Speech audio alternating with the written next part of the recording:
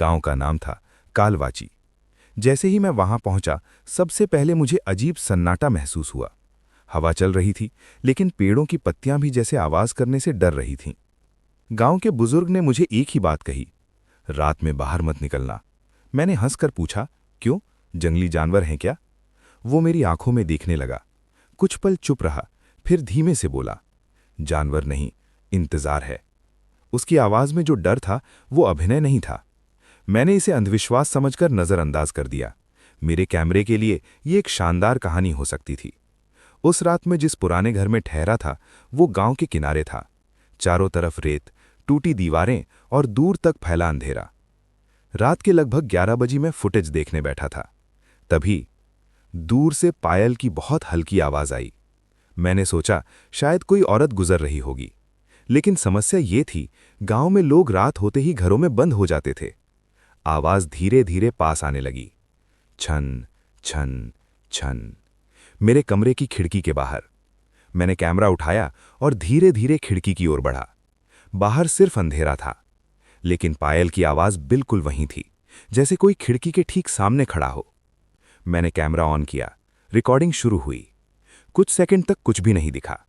फिर कैमरे की स्क्रीन पर अंधेरे के बीच एक सफेद आकृति धीरे धीरे उभरने लगी। मैंने तुरंत बाहर देखा, कुछ भी नहीं था। फिर कैमरे की स्क्रीन की तरफ देखा। वो आकृति अब और साफ थी, एक औरत, लंबे काले बाल, चेहरा झुका हुआ और पैरों में पायल। लेकिन सबसे डरावनी बात यह थी, वो कैमरे में दिख रही थी, बाहर नहीं। मेरे हाथ कांपने लगे। मैंने कैमरा नीचे कर दिया। पायल की आवाज अचानक बंद हो गई। पूरा गांव फिर से सन्नाटे में डूब गया। उस रात मैं सो नहीं पाया। सुबह होते ही मैं उस बुजुर्ग के पास गया। मैंने कैमरा दिखाया। वीडियो देखते ही उसके चेहरे का रंग उड़ गया।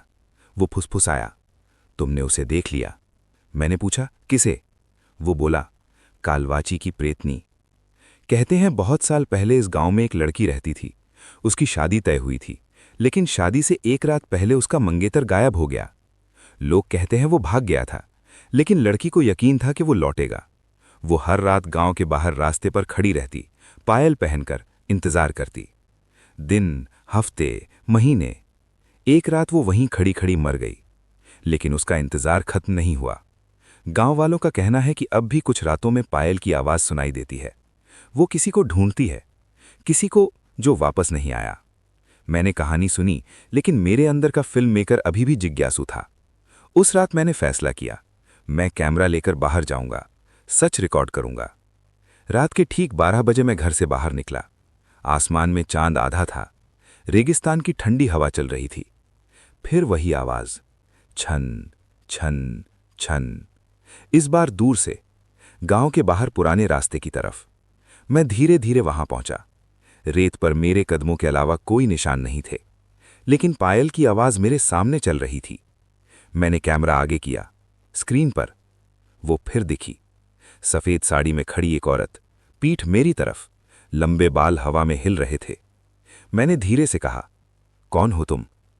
वो धीरे धीरे मेरी तरफ मुड़ी। उसका चेहरा मानो धुंध से बना हुआ था, लेकिन उसकी आंखें सीधे मेरी आंखों में देख रही थीं। और अचानक मुझे एक अजीब एहसास हुआ, जैसे वो मुझे पहचानती हो, जैसे वो मेरा इंतजार कर रही थी। उसने बहुत धीरे पूछा, इतनी देर क्यों लगा दी?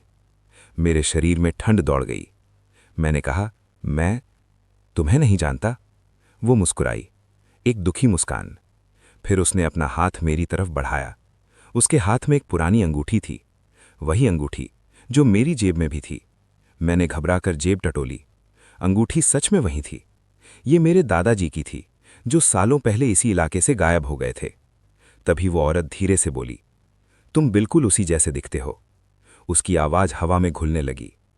वो भी वादा करके गया था वापस आने का। मेरे हाथ से कैमरा गिर गया। जब मैंने ऊपर देखा, वो गायब थी, सिर्फ रेत और सन्नाटा। लेकिन मेरे पैरों के पास रेत पर अब 2 जोड़ी कदमों के निशान थे, मेरे और किसी और के। उस रात के बाद मैंने वीडियो फिर देखा।